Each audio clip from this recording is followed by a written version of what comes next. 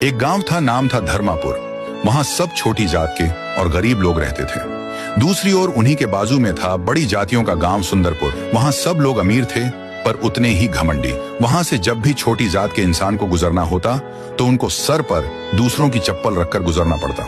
दूसरी ओर बड़ी जात वाले उनके गांव में जाते तो उन पर बहुत जुल्म करते। बड़ी जाति के गांव में रहता था राजेश और छोटी जात के गांव में रहती थी फूलमती। पर उन दोनों के साथ ऐसा नहीं था। वह एक दूसरे से बेइंतहा मोहब्बत करते थे।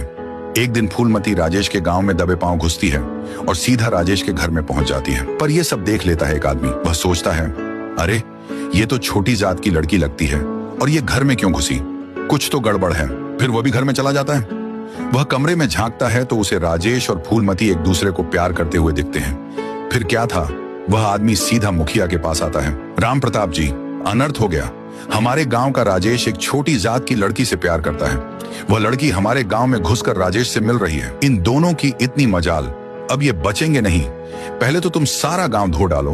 हमारे गांव पर छोटी जात वालों की परछाई पड़ गई है। उसके बाद राजेश और फूलमती को गांव से धक्के मारकर निकाल दिया जाता है। फिर वह दोनों फूलमती के गांव यानी छोटी जात के गांव में आते हैं। पर वहां का सरपंच भी भड़क जाता है। ए फूलमती, उनके गांव में घुसने की जुर्रत कैसे हुई? और इस लड़के का भी कुछ भरोसा नहीं है। ये हमें बड़ी जातियों से मरवा भी सकता है। फिर क्या था, ये भी सरपंच ने उनको बेइज्जत कर गांव से भगा दिया। अब दोनों के पास शहर जाने के सिवाय कोई रास्ता नहीं था। पर शहर जाने का रास्ता जंगल से होकर जाता था। फिर भी दोनों ने जाने का फैसला किया।